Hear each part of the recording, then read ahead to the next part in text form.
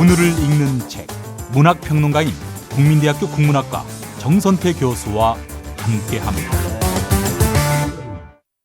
국민대학교 한국어문학부 국어국문전공 정선태 교수님 함께하겠습니다. 교수님. 네, 안녕하세요. 네, 오늘 어떤 책 소개해 주시겠습니까? 네, 오늘은 제1조선인을 대표하는 에세이스트 서경식 선생의 난민과 국민 사이를 준비했습니다. 아, 예. 정말 접하고 싶었던 주제입니다. 사실 교수님이 이 난민 문제를 어떻게 풀어내실까 잔뜩 궁금했는데요. 자, 서경식 선생. 이분도 그럼 난민의 고충에 대해서 감수성이 높은 분이다. 이렇게 봐야 되겠죠? 네, 자기 스스로를 난민 또는 반난민이라고 규정합니다. 난민까지는 아니지 않습니까?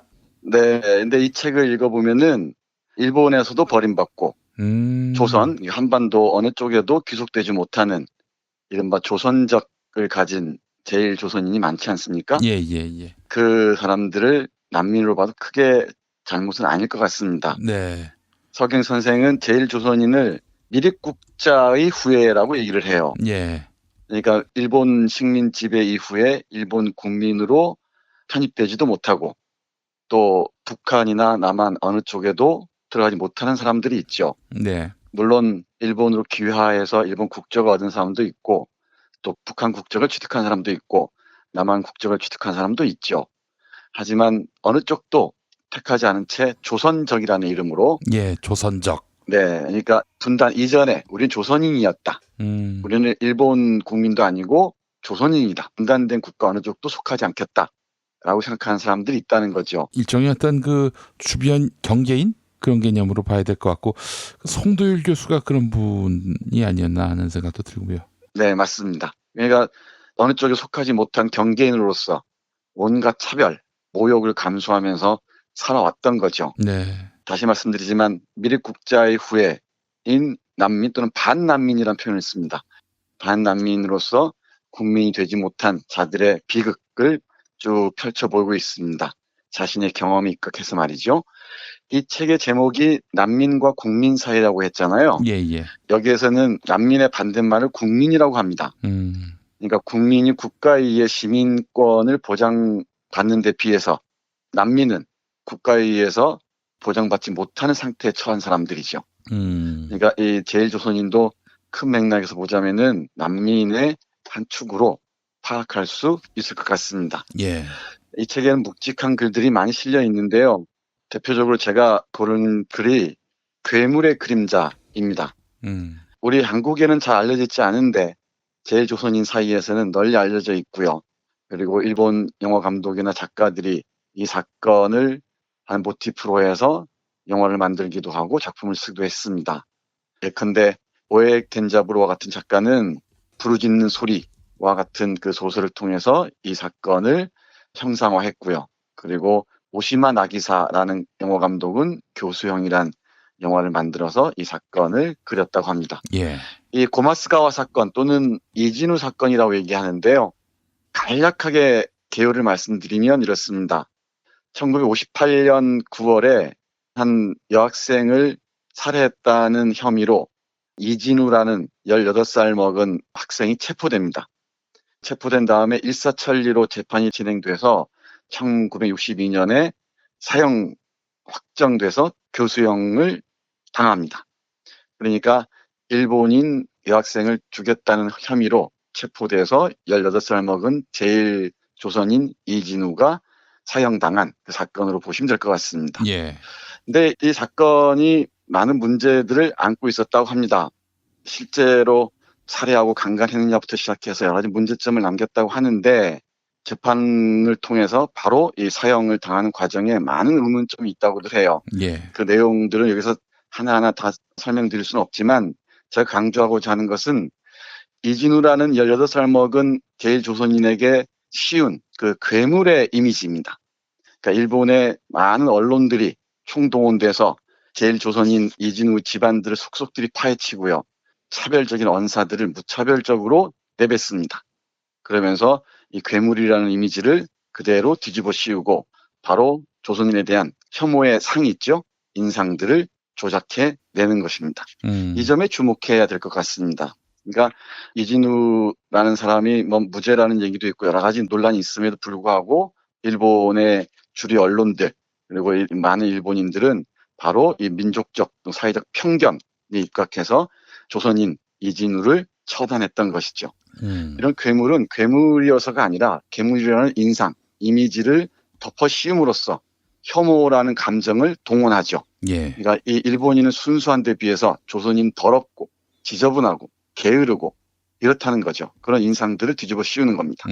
내일이나 모레쯤 이제 일본 넷 우익들이 조선인에 대한 혐오 담론, 그러니까 혐한 담론들을 어떻게 구성해 나가는지 보겠습니다만은 예. 일본 내부에서 특히 극우 세력들이나 또는 일본 중심주의자들, 일본 제일주의자들이죠. 이런 사람들이 조선인들을 얼마나 부정적인 타자로 대상화했는지 그 점을 주목해 봐야 될 것 같습니다. 만약에 우리가 같은 민족이라는 맥락에서 이런 상황을 본다면은 우리는 대단히 불쾌할 것 같습니다. 예. 저는 그런데 이 방송을 들으시는 분들은 어떨지 모르겠습니다. 조선인에 씌워진 그야말로 부정적인 이미지 일색입니다. 그 일색들을 우리가 감당할 수 있을지, 그런 이미지들을 조작해낸 일본에 대해서 우리는 어떤 발언을 할 수 있을지, 어떤 비판을 가할 수 있을지 한 번쯤 생각하게 됩니다. 예. 그러니까 이진우를 비롯해서 조선인 각자의 성정이나 성격 이런 데 대해서는 별 관심이 없습니다. 조선인이라는 이유만으로 모든 부정적인 이미지를 덮어 쓰는 거죠. 이 책에 실려있는 괴물의 그림자라는 글을 통해서 우리가 혹여 문제가 되고 있는 예멘 난민에 대해서 이런 이진우에 대해서 일본인이 그랬던 것처럼 우리가 괴물의 이미지를 뒤집어 씌우고 어떤 혐오라는 감정을 동원하는 게 아닌지, 그리고 그 혐오라는 감정을 동원하는 주체가 누구인지 한 번쯤 물어봐야 될 것 같습니다. 예.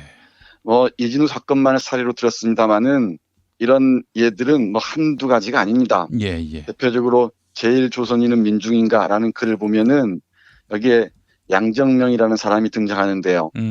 이 양정명이라는 사람은 차별을 견디지 못해서 일본에 귀화를 합니다. 일본인으로. 그러니까 이 귀화했다는 것만으로도 자신은 배신자라는 죄책감에서 못 벗어납니다. 그런데 오죽했으면 조선인으로 살기가 얼마나 힘들었으면 일본인으로 귀화를 했겠습니까? 예. 그 고통들은 이루 말할 수 없습니다.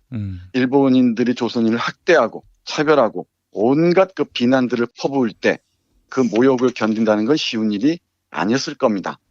그러니까 취직하는 것도 당연히 쉽지 않았고요. 그리고 일본 여성과 연애를 했는데 조선인이라는 사실이 밝혀지면서 그대로 그게 깨져버리기도 하죠. 이런 하나하나 얘기할 수 없는 일들이 정말 무수하게 발생했던 것 같습니다. 양정명이라는 이 제일 조선인이 쓴 글이 있는데요. 그 글에서 잠깐 인용된 부분 보겠습니다. 예. 그들은 제일 조선인입니다. 그들이 이국 땅에서의 비참한 삶을 선택한 것은 딱히 좋아서가 아니다. 많은 일본인들이 대수롭지 않게 말한다. 바보 취급 당하기 싫으면 제 나라로 돌아가면 될 것 아니냐고. 하지만 그들은 일본에만 생활 기반이 있고 순수한 민족성도 박탈당해버린 상태다. 이 말을 우리는 어떻게 현재 맥락에서 다시 읽어야 할지. 순수한 민족성이라고 했습니까? 네, 여기 그러니까 조선인으로서의 민족성, 어떤 문화적인 이 감각 이런 것들 다 박탈당해버린 상태라는 거죠. 예. 그러니까 네가 조선인의 삶을 유지하려면 조선으로 돌아가 이런 거죠. 우리 일본에 완전히 동화되지 않으려면 돌아가 이런 것들이죠. 야. 일본에서 제일 조선인, 물론 제일 조선인뿐만 아닙니다만 차별 이건 상상을 초월합니다. 이런 상황들이 저는 21세기 우리 한국에서 재현되고 있는 게 아닌가, 그 의구심을 떨치기가 어렵습니다. 이슬람교를 믿는 무슬림에 대한 온갖 루머에 가까운 혐오 발언들이 정말 난무하고 있지 않습니까? 예. 저는 상상하기 어렵습니다. 왜 그런 증오와 혐오들이 발산되는지 잘 모르겠습니다. 이런 제일 조선인의 대표적인 사례인 양정명과 같은 사람들을 보면은, 또 이진우와 같은 사례를 보면은 어떻게 생각하실지 잘못 궁금합니다. 결국 양정명은 이런 상황을 견디지 못하고 자결합니다. 일본에서 태어나서 일본으로 건너온 사람의 후예로서 온갖 차별과 모욕 속에서 삶을 견디다가 결국 일본인으로 귀화했는데 그래도 차별이 끊이지가 않는 것이죠. 그걸 견디지 못한 나머지 결국은 자결하고 맙니다. 양정명뿐만 아니고 박실 같은 사례들도 정말 리얼하게 이 책에 묘사되어 있습니다. 한번 참고하시면은 애둘러서 제일조선인의 상황을 하나 참조하면서 우리 내부에서 벌어지고 있는 난민 논쟁, 이 논쟁이라고 할 수 있을지 모르겠습니다만은 한 번쯤 되돌아봤으면 좋겠습니다. 예. 사실 우리 근현대사를 보면은 어찌 보면 난민을 끊임없이 내보내는 역사였다고 해도 과언이 아닐 겁니다. 식민지 시대 때 토지 조사 사업을 통해서 동양 척식 회사로 많은 땅들이 다 편입돼 버리잖아요.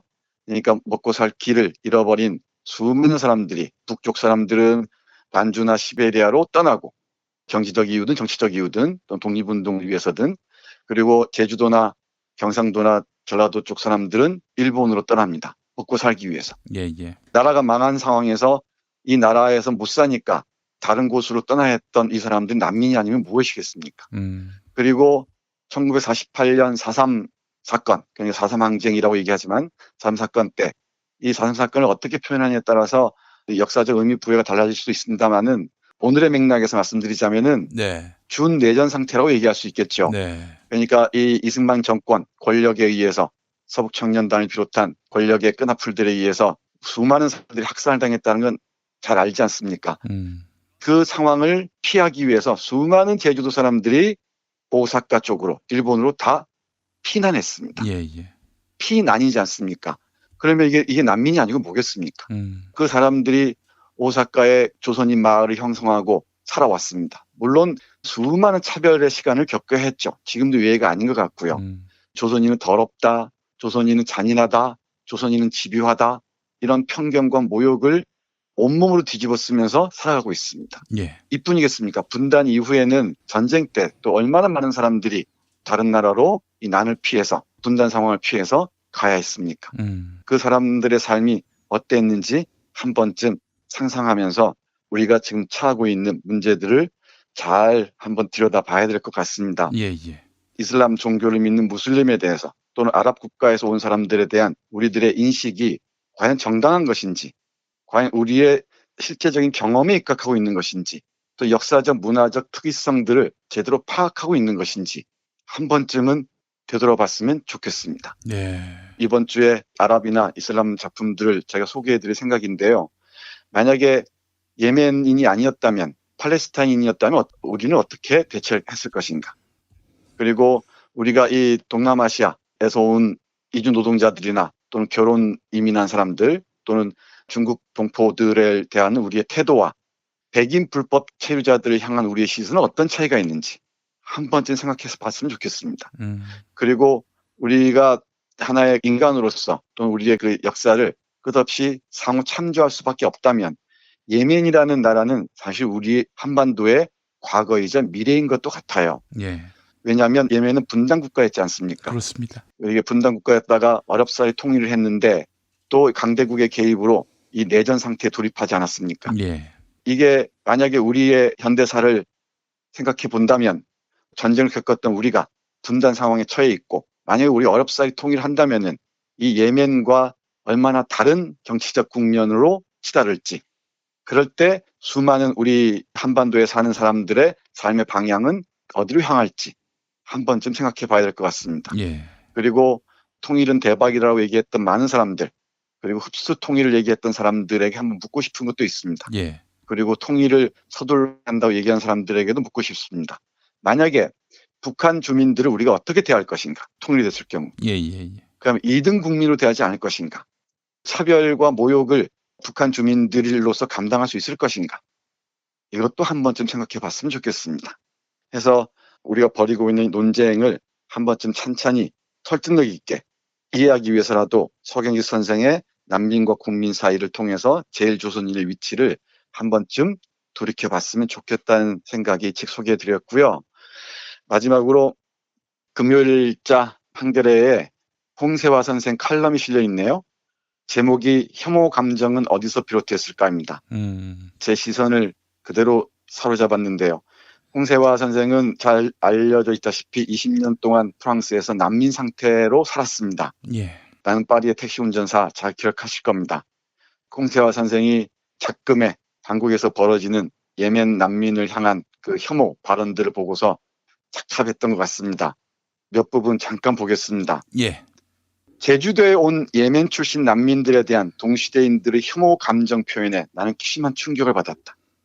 그들은 내국인들의 일자리를 빼앗는 정도가 아니라 아예 때로 쳐들어온 성폭력 범죄 집단으로 비치기까지 했다. 독일처럼 한 해에 80만 명의 시리아 난민이 밀려드는 것도 아니고 오스트리아처럼 내국인 출생자 수보다 외부로부터 유입되는 인원수가 더 많다는 이유로 극우 정치 세력에게 정체성 공포의 빌미를 주는 정도가 아닌 고작 500여 명. 그런데 청와대 국민청원 홈페이지에 제기된 제주도 불법 난민 신청 문제에 따른 난민증, 무사증 입국, 난민 신청 허가 폐지, 개정 청원 요구에는 60만 명이 넘는 사람들이 참여했다. 댓글 중에는 차마 옮길 수 없는 내용이 적지 않다. 내 귓가에는 벌써 인권 감성팔이, 집어치워, 내 집이나 내줘 따위의 소리가 들린다. 이 거대한 혐오 감정은 어디서 분출된 것일까? 그리고 또 이렇게 이어갑니다.